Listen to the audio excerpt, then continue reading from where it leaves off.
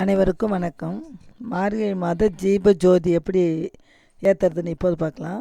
மார்கழி மாதத்தில் விடியற்காலம் பிரம்ம முகூர்த்த நேரத்தில் 4:30 to 6க்குள்ளே நீங்கள் வீட்டு வாசப்பட்டில் சாணம் போட்டு நல்லா மெழுகி சாண உருண்டை வச்சு மேலே பூசணிப்பூ வைக்கணும்.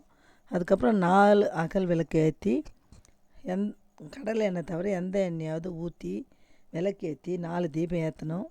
4 தீபத்தில் ஏற்றி ஒரு தீபத்தை எடுத்துன்னு வந்து வீட்டுக்குள்ளே இருக்கிற எல்லா விளக்குலேயும் அந்த தீபத்தை எடுத்துன்னு வந்து இந்த தீபத்துங்களை காமாட்சி விளக்கு, குத்து விளக்கு எல்லாத்துலேயும் அந்த தீபத்தை ஏற்றி வச்சு அப்புறம் நம்ம பூஜை பண்ணணும்.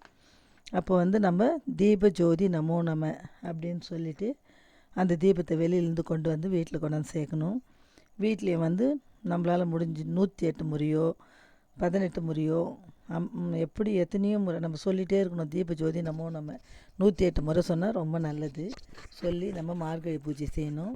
கிருஷ்ணனுக்கு மிகவும் உகந்தது அவல் வச்சு படிக்கலாம்.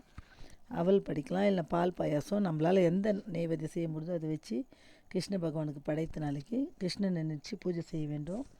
திருமணமாகாத பெண்கள் திருப்பாவையை படிச்சுட்டா நல்ல கணவன் கிடைப்பாங்க. கிருஷ்ணர் போல் நல்ல கணவர் கிடைப்பாங்க. அதனால் பெண்கள் திருப்பாவை படிக்கணும். காலையில் இந்த விடியற்கால நேரத்தில் கோலம் போட்டு அதுக்கப்புறம் தான் இந்த சாண உருண்டைங்கள்லாம் வைக்கணும். ராத்திரிலேயே எதுவும் செய்யக்கூடாது.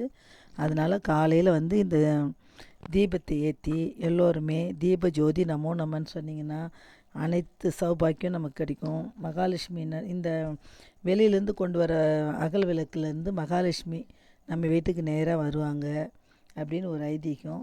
அதனால் விடியற்கால விளக்கேற்றி விடியற்காலம் முடியாதவங்க நம்ம நாளைக்கு சாயங்காலம் கூட 6:30 மணிக்குள்ளே 4 மணிலேருந்து 6:30 மணிக்குள்ளே நம்ம தீபம் ஏற்றி இந்த மாதிரி விளக்கேற்றி வெளியிலேருந்து கொண்டு வந்து உள்ளே வைக்கலாம். காலையில் ஏற்ற முடியாதவங்களுக்கு சொல்கிறேன்.